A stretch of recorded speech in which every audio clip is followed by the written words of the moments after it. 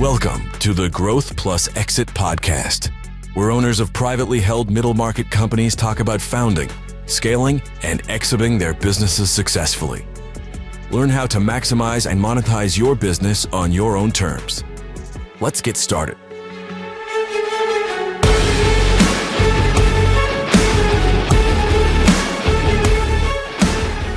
I'm Heather Bennett, your host for the Growth Plus Exit podcast, featuring business owners talking about founding, scaling, and potentially exiting their businesses successfully.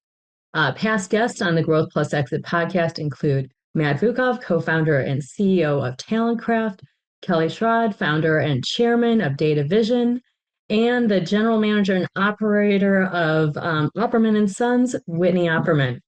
This episode is brought to you by Newport LLC, a team of seasoned C-suite executives. We help CEOs grow companies, de-risk them, exit their businesses successfully. Recently, Newport was awarded the prestigious Inc. Magazine 2025 Power Partner Award. This is an award given to a list of elite B2B companies from across the globe. We are incredibly proud. See the entire list at inc.com/power-partner-awards. To learn more about Newport, visit us at our website, newportllc.com, or of course, find us on LinkedIn.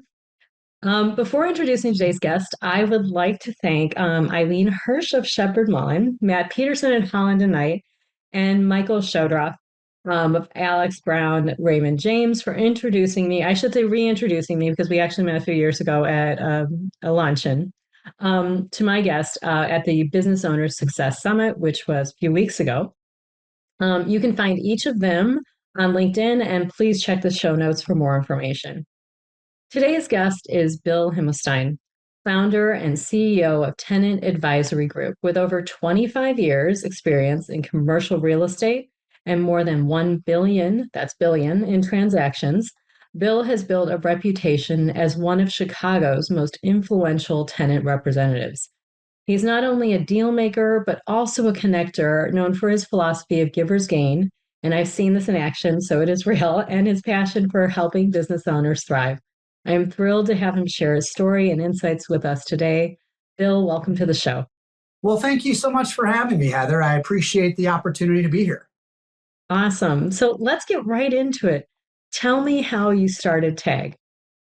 So I knew from a young age that I did want to have my own business. I just didn't know what that business would be doing when I was younger. When I got into commercial real estate after I graduated college in 2000, for me, it was about just learning this industry, learning the business, and making sure that I could provide an exceptional client experience.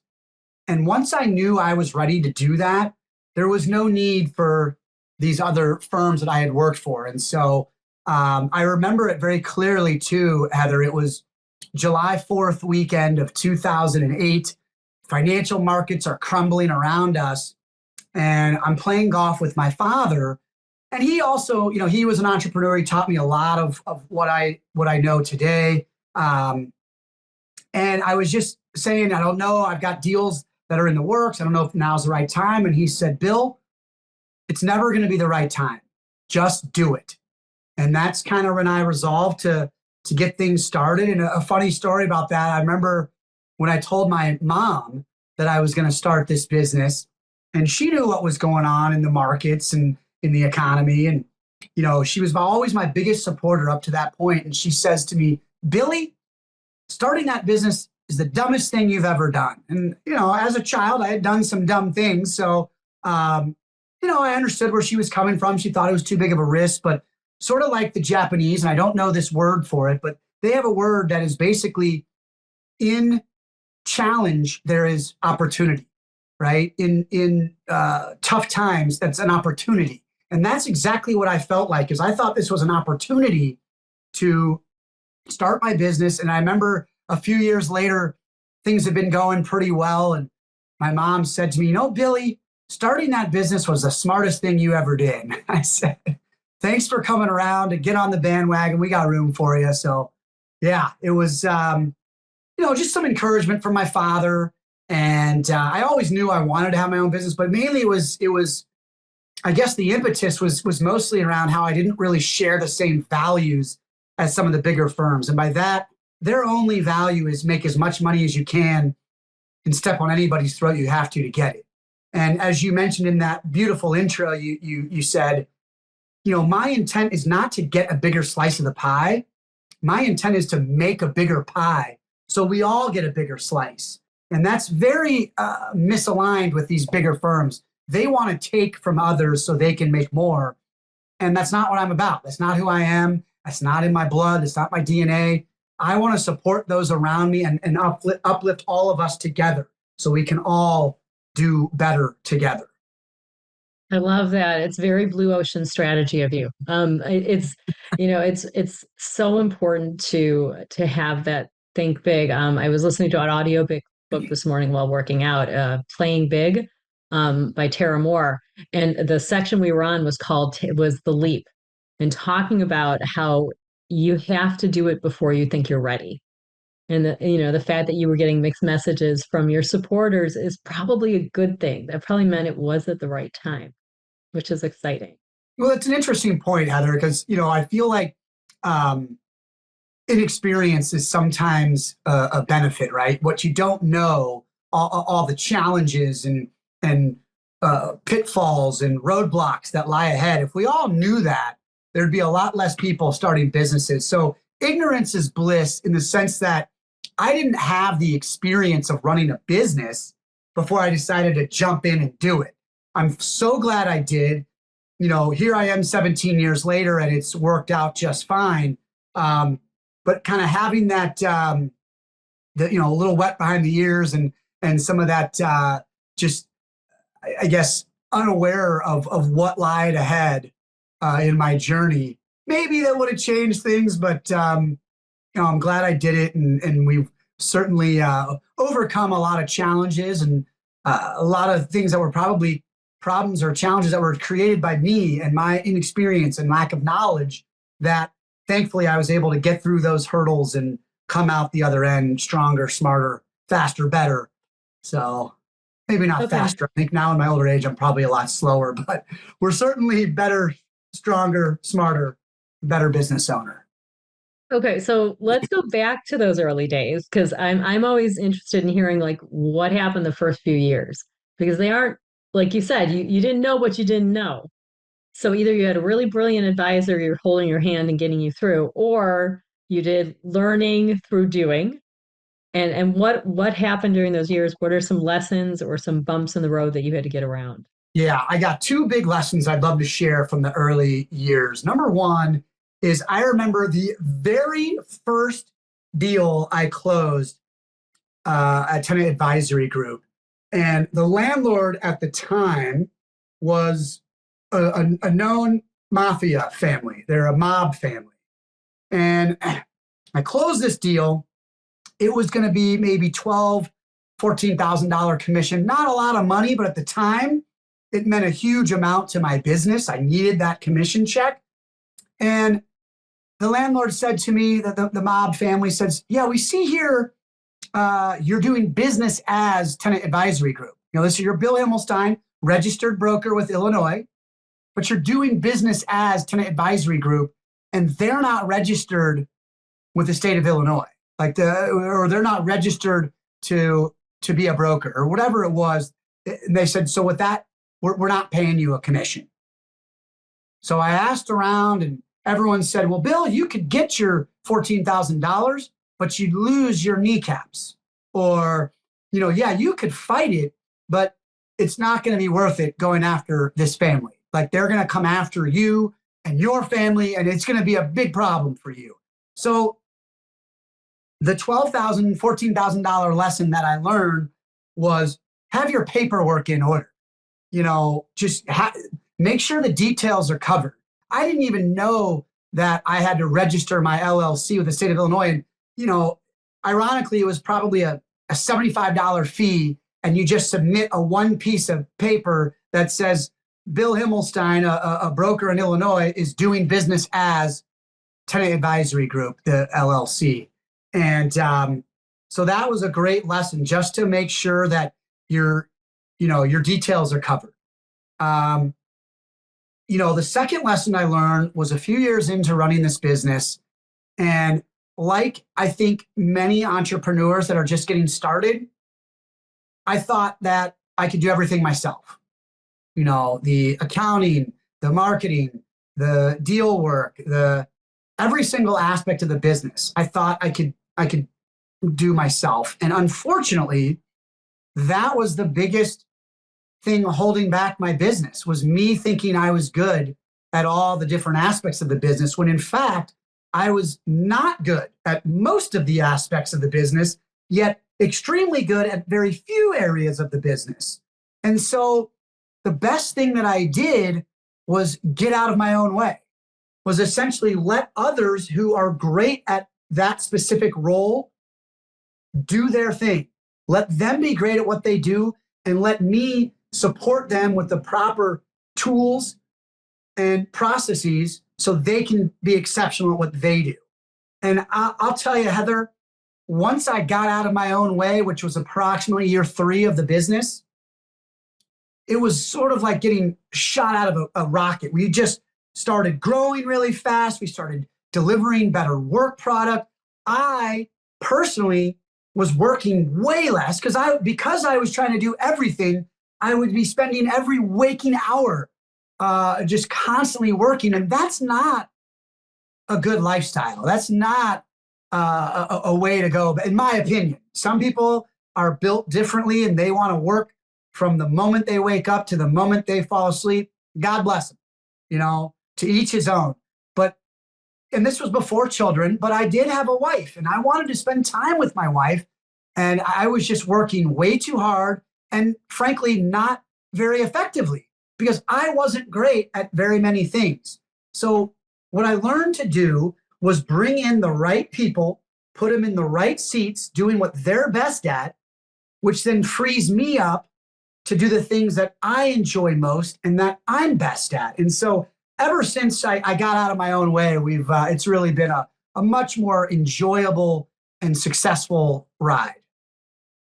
Yeah, and that's such a common experience early on when you're building your business. You kind of, because you're so invested in it, because it is your opportunity, you have to throw everything into it. But being able to get to that next step, which is the delegation, so important. One of our earlier episodes was with Allison Cummins, and she talks about using the 6 types of working genius. And exactly what you were talking about is deciding, what are you good at? And who do you need on your team to cover those other things? So I think it's really, I'm impressed that you got to that at year 3. Normally it takes a few more years. So good to hear. I was, going into this business, my mantra was failure is not an option. I will not let this business fail. My wife is counting on me. My future children are counting on me. My family, I want to bring respect to the name. And I think I was a little misguided in believing that I could do all the things that needed to be done. Again, we touched on this very early in the podcast about, when you're young and dumb and don't really know what it actually takes to run a business and be successful. But thankfully, I had a lot of good mentors and people that I could bounce ideas off of and listen to their feedback, which was honest and direct. And that really helped get me on the right path of putting my trust in others and giving them the resources, tools, and processes that they need to be successful at what they're doing. So tell me about one of those mentors. Like, Sure. how one of them helped you maybe get through like a turning point? Yeah, first of all, I always want to give a shout out to my father, because he's been such an incredible example for me, not just in business, but also in investing, in how to be a present and engaged father and a wonderful, caring, and supportive husband. I've been incredibly fortunate to be born to the parents that I was. But outside of my family, who I think, your parents are supposed to support you and encourage you and tell you they're proud of you. There is a gentleman named Maury Elstein, who I have affectionately nicknamed the Godfather of networking. And just his willingness to share with me the way that he would connect with others and how he would promote this giver's gain philosophy and the pay it forward approach. Just my conversations with Maury at the beginning were invaluable. And I remember the way that it sort of metamorphosized and showed its face was in the first event that I hosted as a business owner. I remember telling my wife, I said, Diana, I think I want to bring a group of business owners to Joe's Steak and Seafood for some heavy appetizers and drinks and just a very casual mix and mingle, meet each other. And, and to the untrained eye, my wife was skeptical. Well, why are we going to spend a few $1,000s so other people can meet each other? Why would we do that? And I said, and this is from my conversations with Maury about the value of supporting those around you and paying it forward and supporting the growth of other people's businesses. I also learned this through BNI, Business Networking International, a networking group. But she said, Billy, I trust you. If you want to do this, let's try it. Let's see what happens. And the very next day, one of those guests who, unbeknownst to me, I did not know they had a lease expiring, but they did. And they said, Bill, we'd like to hire you. It was such a great experience at Joe's. We met some incredible people. We love your approach of trying to support those around you and uplift those in your community. We have a lease that we need help with. And lo and behold, it was around a $50,000 commission, which was very sizable at the time. And I remember ever since then, Diana always says to me, when are we doing the next event? Because she sees the value in paying it forward. It may not happen today or tomorrow, but that's how you build strong relationships, is by bringing value to those in your network, trying to support the growth of their business. So hopefully they'll in turn support the growth of your business. And so since then, I've been a very prolific event hoster. I will say since then, all my events now are sponsored by others. So now there's no cost for me to host these, which is super helpful and enjoyable. But the goal remains the same. And this is learned from folks like Maury Elstein, is bring together incredible people and incredible things will happen. This is something that my mom taught me growing up. You are who you surround yourself with. If you hang out with a bunch of criminals, people are going to believe that you are a criminal as well.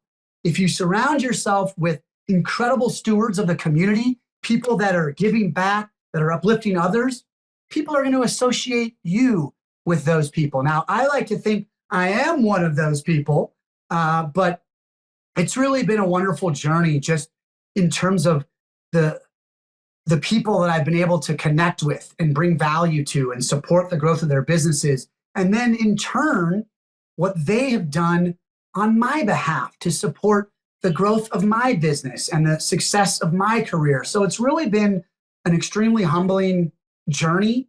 And keep in mind, I learned none of this from the big firms I worked at prior to starting my own company. They don't care about uplifting those around you. They care about uplifting yourself and the company, the real estate firm that you're working for. And so Maury really helped me just kind of see the forest amongst the trees and how you can support that forest and do things that are going to support your community, which ultimately do end up coming back to helping yourself. Awesome. So speaking about the industry, what do you see happening in the future? I mean, right now we're in a very interesting point here. I know you talked about starting your business at 2008, which was also a very interesting point in the business world, in the real estate world. What do you see happening going forward in the real estate industry? Yeah, here's what I see happening, and it's going to be a little bit contrarian to, we think of AI as taking over everything and everything is going to be run by bots and automation. And the thing about commercial real estate is that it's highly personal. these are a company's, one of their largest expenses is on their space, whether it's office, industrial, warehouse, medical, whether they're buying, renting. It's a large expense and a commitment for these businesses. And I just am a firm believer that the personal relationship is actually going to take on greater significance in the future. Now, technology and AI, I think they're going to support some of the back office functions. I think AI is going to help make things a bit more efficient. But at the end of the day, the thing that makes commercial real estate very different from residential real estate is that when you purchase a home, that purchase price is public information. Anyone can find out what you paid for that house. When you sign a lease or purchase a commercial property, that is not public information, meaning the bots that are scrubbing the web, they can't find that information. They can find information in articles and kind of piece things together and potentially provide a rough estimate for, say, cost of construction, what lease rates should be, how much free rent you should be getting, how much tenant improvement dollars you should be getting, what a fair escalation should be, what a security deposit should be. That information is not public. It's right here, right? It's in my database. And so I think going forward, I firmly believe, and you can mark my words on this Growth and Exit podcast with Heather Bennett, I believe that the big firms are going to lean very heavily into AI and try and automate too much.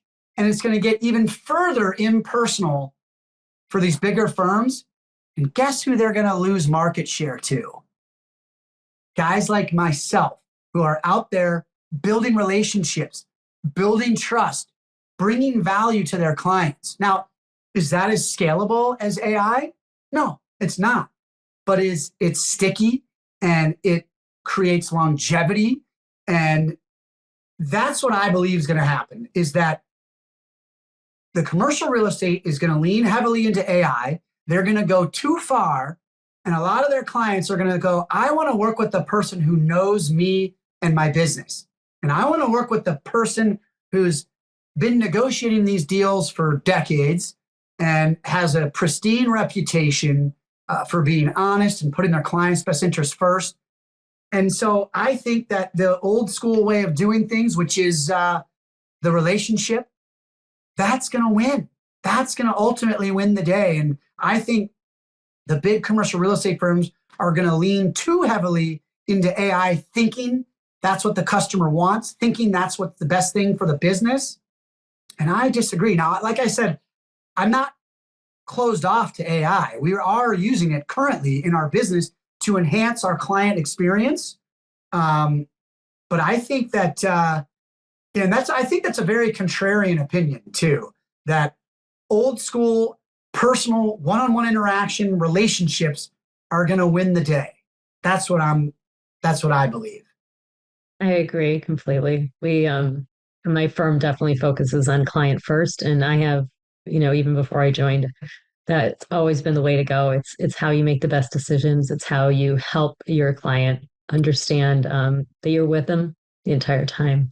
So let's talk about the vision for your company now. So Tenant Advisory Group, what do you see happening? Where do you see it going? Great question. So, day one, I started off, my goal was to provide an exceptional experience for every one of our clients. And what you'll notice, if you look at Google reviews, for example, we have now 125, 126 reviews, all 5 stars, all detail written out of what we did for that client. And none of them, by the way, share the same last name as myself or any of my executive team, which is different from many of my competitors. You'll notice behind me, there's a wall of not just children's art, but awards, right? These are other people saying how great of a job we're doing for our clients. So with that being said, Heather, my goal remains to provide an exceptional client experience for every client that comes in the door. And the biggest thing that I think is going to change for my business, right now, I have 3 terrific brokers under the Tenant Advisory Group brand. They're wonderful. They share the similar values. They know that at the end of the day, our success is predicated upon the success of our clients and how well we do for them, and how if we put their best interests first, it's like putting our own best interests first in the long run, because that's how you get repeat business. That's how you get referrals. That's how you organically grow. My issue right now, Heather, Tenant Advisory Group's issue, I am also keeping 6 other brokers not at Tenant Advisory Group busy, meaning we have the wonderful problem of having all this work coming in and we don't have enough brokers in-house to service it. Now, that being said, I'm still finding terrific brokers for the specific needs of these clients to make sure that they have an exceptional client experience, even if it's not a Tenant Advisory Group broker. My goal over the next several years is to take these 6 other brokers that I'm feeding tremendous amount of opportunities to. In fact, one of them has 3 sale-leasebacks that we're working on together. One of the brokers has almost 10 different clients of mine that he's working with, and so on and so forth. I want to bring these brokers under the Tenant Advisory Group brand so I can keep these transactions in-house under our brand and continue to earn those referrals, earn those Google reviews, and earn the hardware of other people saying, wow, Tenant Advisory Group is really good at what they do.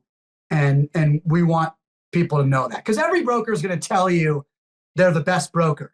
I think what's really valuable is when other people are saying Tenant Advisory Group is great at what they do and should be given an opportunity.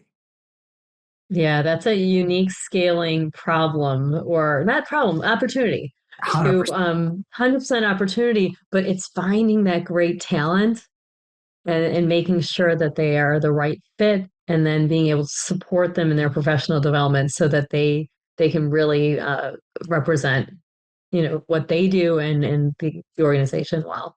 Absolutely. So it's I'm excited for you. It's good to find good people. So that's exciting. So what are you working on next? Any big exciting projects? Yeah, I'll tell you one that I'm really proud of is a sale leaseback we're doing for a manufacturing business just outside of Milwaukee. We've been working on this transaction for a while. The reason why they were referred to us from their banker is that their financials were not looking very good. And the bank was not willing to give them any more money. But I had given a presentation to that bank fairly recently before they gave me the referral about these sale leaseback transactions and how. Could you do like a layman's term on what a sale leaseback is, absolutely. just for the audience? Essentially, what it means is the owner of the business also owns the building that they occupy. And typically, the way that it will work is that there's a lot of equity that's built up in this business, but it's captured in the building. Sorry. There's equity in the building that's captured. It's locked into this building. And so what they do is they find an investor that's comfortable enough with the business and the real estate. So that investor will buy the building from the seller and then lease it back to that business. So it's from my client's perspective, it's a sale of their building and then a lease back of that same building from the investor that buys it. They are relatively complicated transactions. They're hard to put together, but what I have found is that with transparency, with an open book process where you're saying, look, the investor wants to make this return. And to do that, they can pay this amount of money and charge a corresponding rental rate, or they can charge a higher amount and charge a higher rental rate, or a lower amount with a lower rental rate. And so it's just, we lead more of an open book process rather than I go to the investor, work out the deal, come back to my client and go, here's the terms. Do you want them or not? I want to understand, what is my client trying to achieve? What are they going to do with this money? And what sort of rent can they afford after they sell the property and lease it back from the investor? And so we're getting ready to finish an assignment with this manufacturing business based outside of Milwaukee, where we're going to drastically shore up their balance sheet. they're going to be able to pay off a bunch of debt and take a bunch of money to fuel growth. And that's the same reason why private equity firms might want to use us for sale-leasebacks, is they buy a business that comes with owned real estate, but this private equity firm knows that their main return on their investment is going to come from the business and growing that versus the real estate. So immediately they'll come to me, they will have me sell that building, lease it back, but they take those proceeds and either pay down debt or fuel growth. And so I'm just really excited for this business to get on more solid ground. They're going to be able to buy some new equipment that's going to drastically increase their efficiency and their margins. And meanwhile, the investor is very excited about syndicating this deal to their investment group. It's going to be a win-win scenario for both the seller and the buyer. And I really love it when things like that come together and can benefit everybody to the party. Yeah, and it's really a different creative approach to getting capital, especially when you're in that scaling process. And I like the idea of it does benefit all involved if the books are open and you're being good about revealing what's the true transaction. It's always good to have extra ways to get that capital for growing. So tell me about some businesses that you admire, some businesses that you find inspiring. Yeah, that's a great question. I mean, there's really two that come to mind just right off the top of my head. One is Primera Engineers. It's led by CEO and founder Aaron Inman and this amazing CFO, Melissa Clark. The two of them, one of the things I love about this business is that it's like an equal opportunity. They're very diverse in their employee base. They're giving out these merit-based opportunities, not opportunities based upon other factors. It's just, if you're qualified and you're good, we want you. And they've had tremendous growth, tremendous success, but they're doing it the right way. They're treating their clients and their team members with respect. They're just doing things the right way, and I'm so excited to see them grow and be successful. The other business I would love to highlight right now is Stern Pinball, and their CFO Nick Parfit is a friend of mine. I met him through Titan 100, which is a program that acknowledges the 100 top CEOs in a marketplace. What I respect about Nick Parfit and Stern Pinball is that even though they have a long cycle to develop these pinball machines and then build them and distribute and sell them, I love that they have every step of the process. They're not just buying pre-made pinball machines and reselling them, but they're buying rights to IP. They work with Star Wars and different bands and all sorts of different intellectual property out there. But then they've got really intelligent, creative people that are designing these games. And then they've got really intelligent technical people like engineers that are making all of it work together. And then they've got great salespeople that are getting these out to the market. And then they've got people like Nick, CFOs. Some CFOs are bean counters, and they're saying, well, here's what happened in the past. Here's the numbers that we've achieved. Nick is a guy that looks to the future. He plans, he projects, and then he tries to steer the ship to get to those projections. And then the last thing I want to add about how amazing this Stern Pinball is, I was getting a tour from Nick of their warehouse recently. It was the busiest yet cleanest, most organized thing I had seen. If you look at it to the naked eye, it kind of could be a little chaotic. That couldn't be further from the truth. Everything is organized from the moment the parts come in to where they go, to who's doing what, to what happens next, to where they're stored, to then getting them out the back door to their customers. It was just such a buttoned up organization with lots and lots of different types of talent on their team. I was just incredibly impressed with what they're doing over there at Stern Pinball. That is awesome. What an interesting business. Very much. Absolutely fascinating. Absolutely fascinating. Um, okay, so a question about most of the successful business owners that I talk to have certain rituals or habits that they do to keep themselves sharp and ready to go. Because it is hard work growing a business and leading, and encouraging your team to do great work. So how do you stay sharp? How do you stay energized? Great question. And for me and my wife, for that matter, it's about exercising first thing in the morning. We wake up a little before 6 every day. We want to be able to exercise before we help our kids get ready for school and get out the door. But it's that exercise, getting your heart rate up, getting a little bit of a lift in to try and help with strength.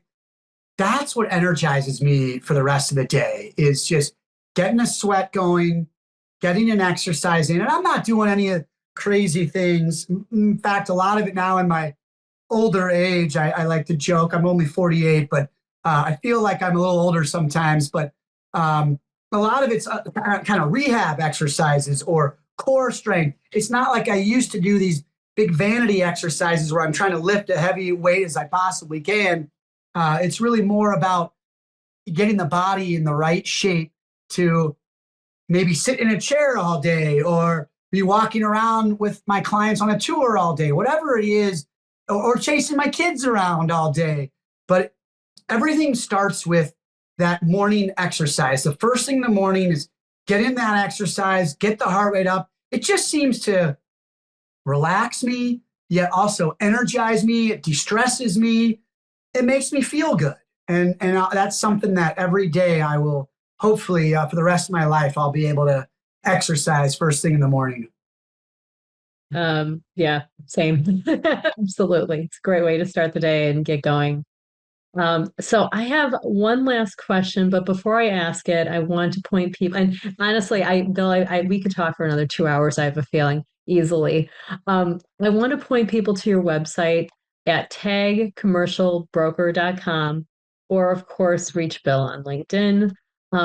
So the final question, what is a hard lesson you learned while starting and growing your business that you would like to share with other CEOs or entrepreneurs as they start heading down that journey? Yeah, absolutely. And a lot of them we kind of touched on, have your details in order, have your paperwork figured out, get out of your own way by putting the right people in the right seats. But I think the biggest thing really, and again, we've touched on this, is while it's very contradictory, focus on how you can have an impact on others, how you can support those around you. Find the people that you believe can be very helpful in the growth of your business, and do what you can to support those people. Whether it's finding good mentors, whether it's finding potential clients, whether it's finding team members. I mean, it's about doing what you can to support those around you, uplift those around you. And again, it's not about getting a bigger piece of the pie. It's about making a bigger pie for everyone to enjoy. And that would be my advice to entrepreneurs is don't worry so much internally about what's happening, but do what you can to help others. It will come back to you. And those relationships are sustainable and recurring and will continue to grow. They'll build off of each other. Okay, part two, because something you just said made me think about a good piece of advice that I would love for you to share with your audience. How do you find a good mentor? Yeah, that's a great question. I wish I had just a simple answer, but I think it takes effort. I mean, number one, you have to find someone that cares, right? I mean, I remember the first job I had, corporate America, big real estate firm. My mentor, I use that term very lightly, he could care less. He could have cared less about me, and it was obvious. And so for my next job, I wanted to find a person who is going to be a great mentor. It's someone who has the time, has the bandwidth to teach you and spend time talking to you. Someone that you think cares about you and wants you to be successful. Obviously, someone who's got great experience and knowledge, but someone that you admire and look up to and want to emulate, right? I mean, this might be a terrible example, but President Trump, very successful. He's made it to the presidency of the United States. I don't want to be anything like him. I have no interest in sharing similar values as him. And so that is not someone I would look to say, teach me your ways. I respect what he's been able to accomplish. I don't respect the way he's done it and the way he's gotten there. So find someone that you respect, that you admire, that you want to emulate, and ask. You're not going to get them to just say, hey, are you looking for a mentor? You gotta ask, hey, would you be interested in mentoring me? And that's a flattering question. Most people are going to be honored, and then once, if they agree, you have to push the agenda. You have to push for time, because in theory, these people that you're going to want to mentor you, they're going to be successful. They're going to be busy. You're going to have to push to get onto their calendar, but do it. It is worthwhile. And just absorbing that knowledge that those people have, it will be invaluable for your future growth. Excellent. Thank you. That was a great answer. I've been talking with Bill Himmelstein, founder and CEO of the Tenant Advisory Group. Bill, thank you so much for sharing your advice, your stories, your experience. So glad we could record this today. Thanks. Thank you for the opportunity, Heather. I really enjoyed it.